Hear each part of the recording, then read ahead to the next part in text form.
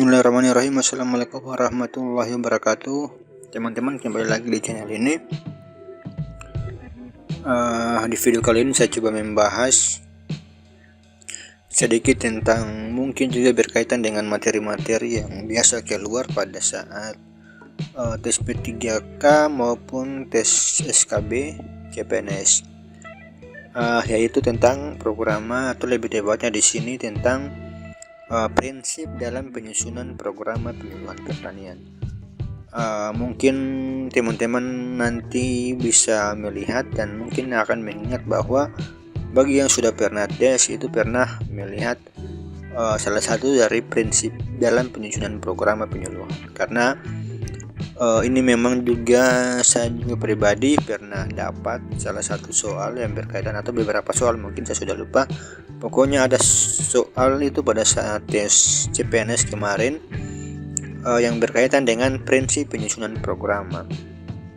Dan di hasil review teman-teman yang tes P3K tahun kemarin juga, atau tahun 2023 yang baru selesai, itu ada juga yang mengatakan bahwa pada program itu ada tentang, pokoknya yang berkaitan dengan prinsip penyusunan program.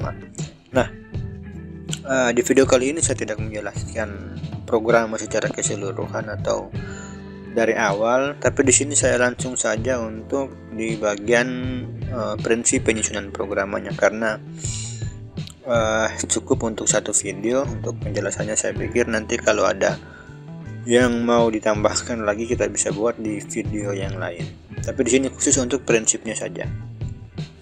Oke teman-teman, nah sebelum kita langsung masuk di prinsip penyusunan program, kita perlu memahami dulu bahwa dalam penyusunan program itu dia meliputi ada yang namanya ruang lingkup. Nah, ruang lingkup dalam penyusunan program penyuluhan itu terbagi atas 4 aspek, yaitu dari kerangka pikir dan prinsip, kemudian pengorganisasian, penyusunan, dan pendanaan.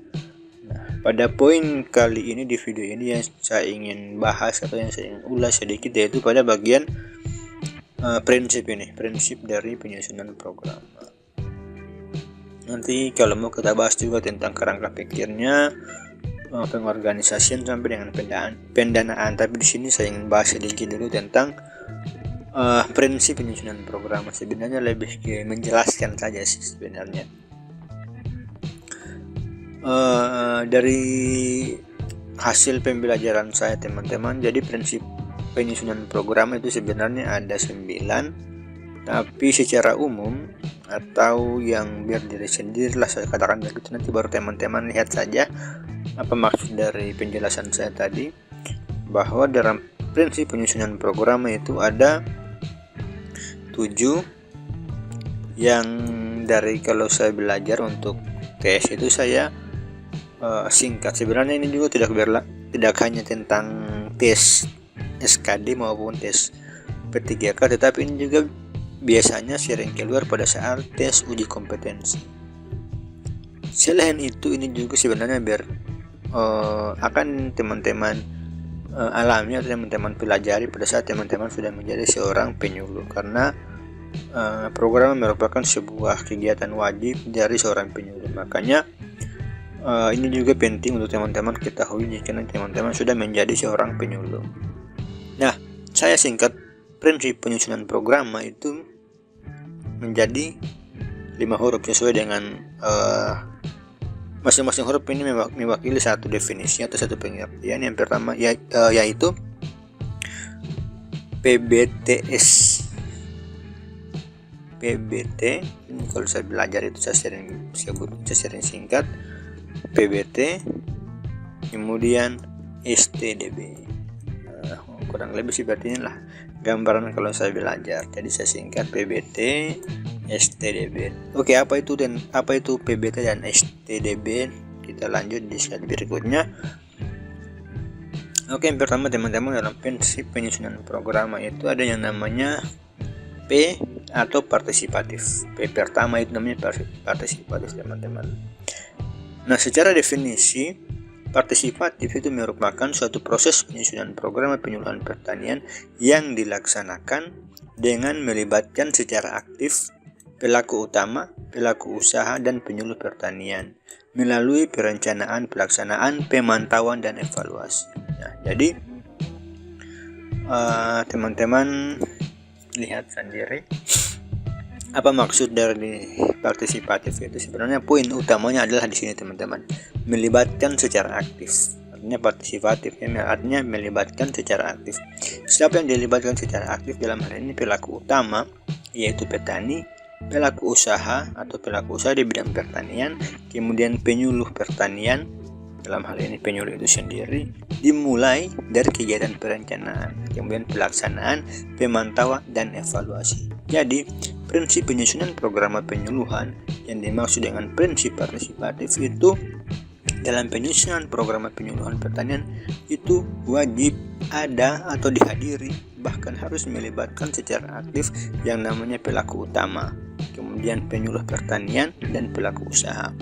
Kalau di tingkat desa, penyusunan program itu kan biasanya dilakukan di desa, karena harus melibatkan perangkat-perangkat desa. Karena biasanya dalam hal pembiayaan juga, penyuluh itu tidak mungkin menanggung semua permasalahan-permasalahan yang mau dijadikan sebagai program, karena biasanya juga menimbulkan atau harus menggunakan anggaran-anggaran tertentu. Nah, sehingga dalam penyusunan program itu harus wajib dalam penyusunan program itu melibatkan atau menghadirkan, tidak hanya menghadirkan tapi menghadirkan dan melibatkan secara aktif, yaitu pelaku utama, pelaku usaha, dan penyuluh. Ini merupakan pion penting, karena seluruh program-program pertanian yang disusun nanti itu kan outputnya ya, dimana untuk meningkatkan kesejahteraan petani. Nah, bagaimana kalau kita mau meningkatkan kesejahteraan petani tetapi dalam pelaksanaannya mereka tidak dilibatkan sama sekali. Makanya dalam prinsip yang pertama itu disebut partisipatif, yaitu harus melibatkan secara aktif mereka itu, yang petani, kemudian pelaku usaha, dan penyuluh, dimulai dari awal sampai dengan kegiatan evaluasi. Oke teman-teman, kurang lebih seperti itu. Kalau mungkin terlalu cepatnya saya tidak tahu juga, nanti teman-teman bisa komen saja di kolom komentar kalau masih belum jelas atau seperti apa. Kita lanjut di prinsip yang kedua. Tadi kan saya bilang PBT, jadi kemudian P yang pertama yaitu partisipatif, kemudian B yaitu bermanfaat. Nah, apa itu bermanfaat? Yaitu hasil program penyuluhan pertanian yang disusun pada setiap tingkat administrasi pemerintahan mampu memberikan kontribusi terhadap peningkatan pengetahuan, keterampilan, dan sikap pelaku utama dan pelaku usaha. Jadi yang perlu digarisbawahi di sini teman-teman yaitu memberikan kontribusi. Jadi percuma kalau menyusun program tapi tidak ada output atau tidak ada kontribusi sama sekali terhadap peningkatan pengetahuan. Peningkatan pengetahuan, keterampilan, dan sikap ini juga sering disebut dengan peningkatan perilaku, karena perilaku itu merupakan pengetahuan, keterampilan, dan sikap dari pelaku utama, dalam hal ini petani dan pelaku usaha. Nah, maksud dari disusun pada setiap tingkat administrasi, yaitu tingkat administrasi yang terendah yaitu di tingkat penyuluh, kemudian tingkat desa, kecamatan, kabupaten, provinsi, sampai dengan tingkat pusat. Makanya program itu dia itu disusun berjenjang teman-teman. Nanti ada prinsip juga yang akan menyinggung tingkat administrasi ini, tapi kita bahas dulu di sini untuk poin bermanfaat.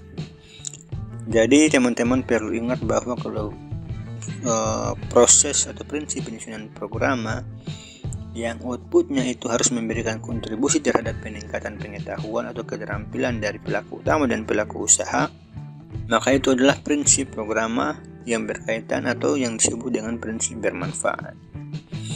Karena kalau penyusunan program tidak memberikan kontribusi sama sekali, berarti tidak ada output. Maka untuk apa disusun kalau hanya untuk sebagai bagian dari formalitas saja? Sehingga ditekankan bahwa prinsip dari penyusunan program itu memang harus memberikan kontribusi. Oke teman-teman, kita lanjut di poin ketiga, PB kemudian T ya. T di sini yaitu terpadu. Nah, apa itu terpadu?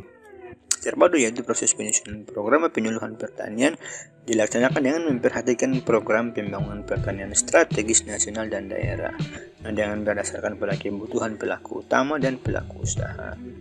Poin penting di sini teman yaitu dalam menyusun program penyuluhan pertanian, kita tidak hanya memperhatikan permasalahan-permasalahan yang ada di tingkat petani, tetapi permasalahan-permasalahan ini harus kita sinkronkan juga dengan permasalahan yang berkaitan dengan pembangunan pertanian, yang dimana jika masalah itu kita selesaikan akan sinkron dengan kegiatan-kegiatan pertanian baik di tingkat pusat maupun di tingkat daerah. Nah, permasalahan tadi itu teman-teman itu bisa kita urutkan permasalahan yang mau kita selesaikan yang sudah disinkronkan dengan program pembangunan pertanian pemerintah pusat dan daerah, itu juga harus dia sesuai dengan kebutuhan dari pelaku utama dan pelaku usaha.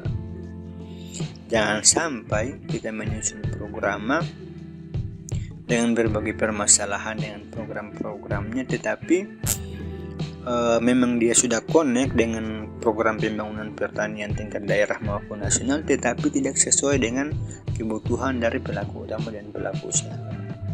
Sehingga dari prinsip program yang berkaitan yang disebut dengan prinsip terpadu itu dia menyelaraskan beberapa hal, antara lain program pemerintah daerah dan pusat, kemudian harus juga berdasarkan dengan kebutuhan dari pelaku utama dan pelaku usaha. Kurang lebih seperti itu teman-teman. Jadi teman-teman bisa melihat saja poin-poin pentingnya di mana biar tidak terlalu susah untuk dihafal, karena ini sebenarnya teman-teman cukup memahami saja apa itu yang dimaksud dengan terpadu, kemudian partisipatif, bermanfaat. Itu saja yang teman-teman perlu ketahui, poin-poin pentingnya atau garis-garis besarnya seperti apa. Kemudian sinergis yaitu prinsip penyusunan program penyuluhan pertanian pada tingkat administrasi pemerintah itu mempunyai hubungan yang bersifat selaras dan saling memperkuat.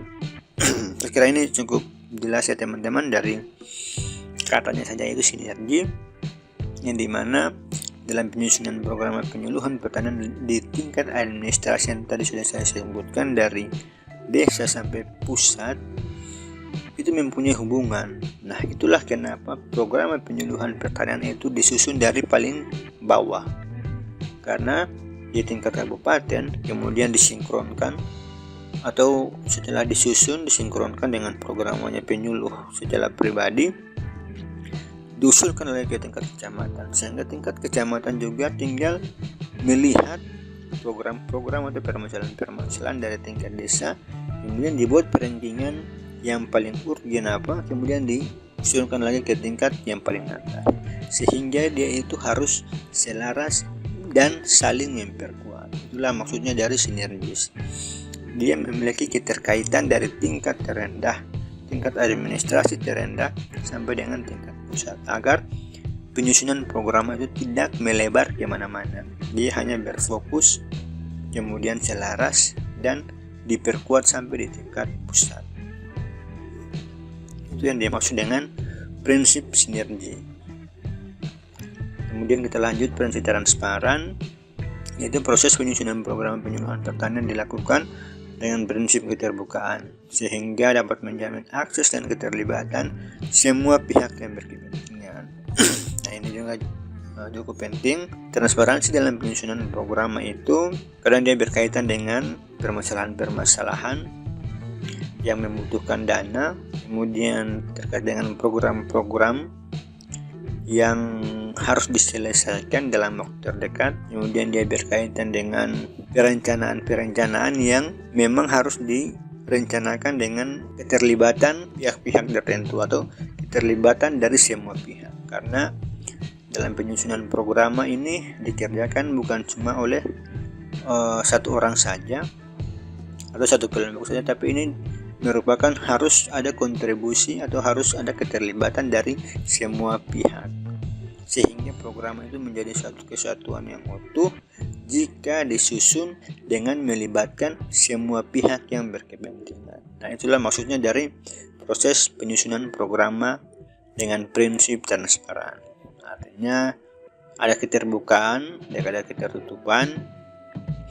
Kemudian demokratis. Demokratis yaitu proses penyusunan program penyuluhan pertanian disusun dengan saling memperhatikan dan menyelesaikan program pemerintah dan pemerintah daerah dengan kebutuhan serta kepentingan pelaku utama dan pelaku usaha. Jadi ini mirip tadi dengan yang namanya prinsip terpadu teman-teman. Artinya demokratis yaitu memperhatikan, menyelesaikan program pemerintah dan pemerintah daerah dengan kebutuhan kepentingan pelaku utama dan pelaku usaha.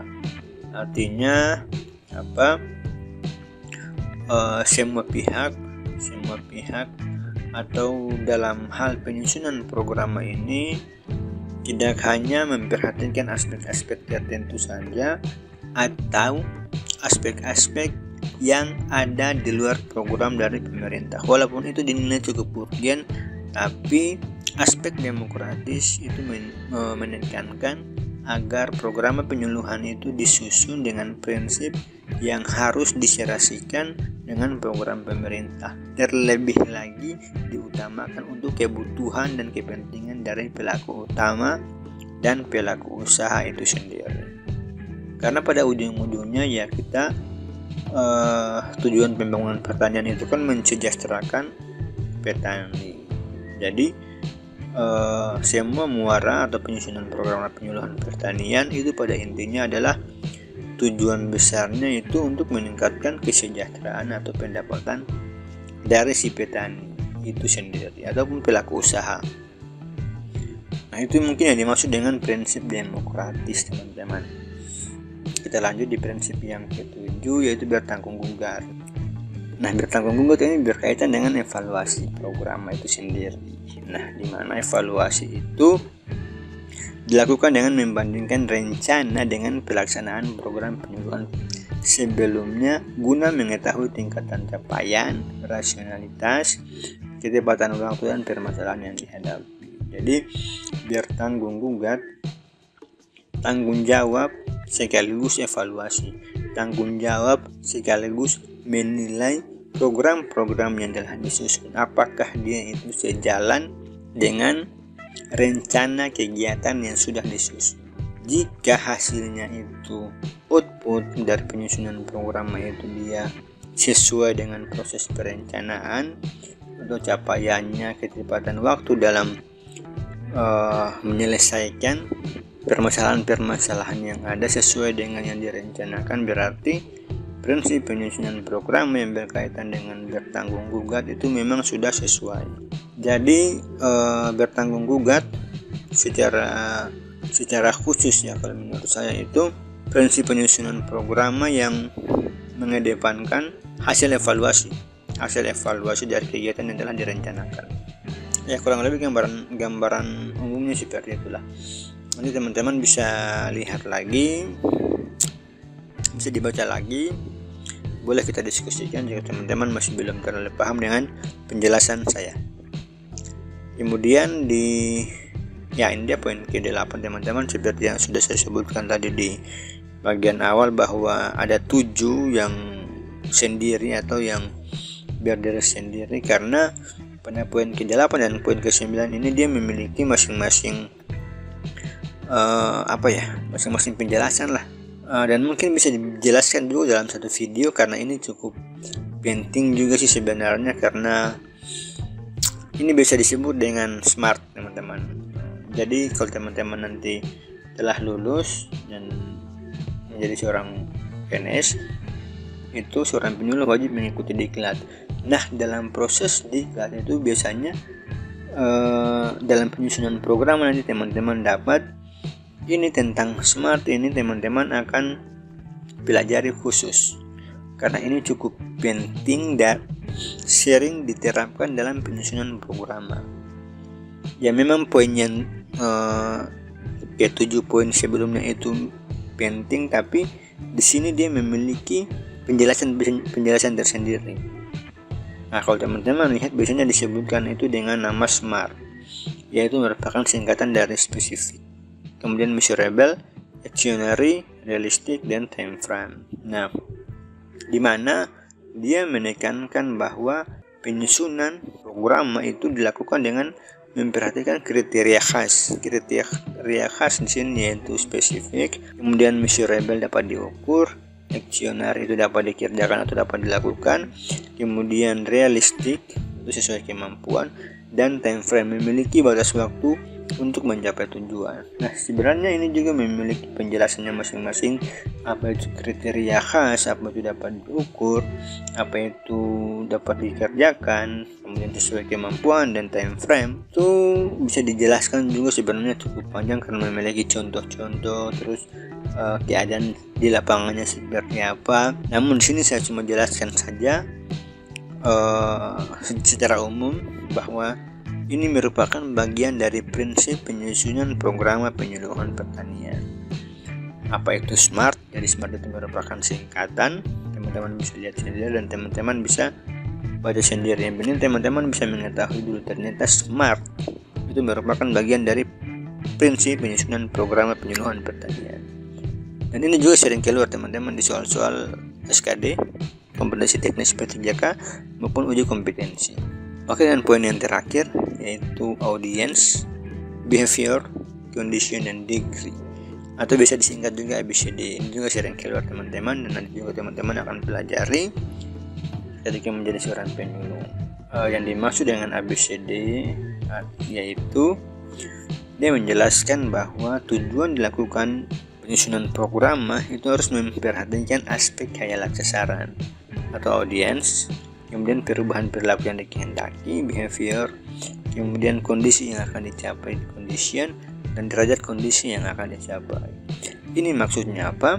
Nah, ini sebenarnya bisa dibuatkan juga satu video sama dengan yang sebelumnya tadi di poin 8 yang SMART, karena memiliki penjelasan tersendiri dan memiliki contoh-contoh khusus dan real di lapangan seperti apa, atau pada saat menghadapi situasi-situasi seperti ini seperti apa dalam penyusunan program penyuluhan pertanian maupun dalam pengaplikasian tentang masalah-masalah dalam penyusunan program penyuluhan pertanian itu di lapangan. Makanya di sini saya cuma jelaskan saja secara umum atau menjelaskan saja atau memperkenalkan saja bahwa ini merupakan bagian dari penyusunan prinsip penyusunan program penyuluhan pertanian.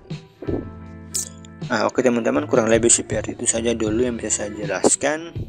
Kurang lebihnya mohon maaf, semoga bisa dimengerti. Boleh teman-teman memberikan masukan lagi jika penjelasannya kurang jelas atau seperti apa. Semoga bisa membantu teman-teman. Kurang lebihnya mohon maaf. Assalamualaikum warahmatullahi wabarakatuh.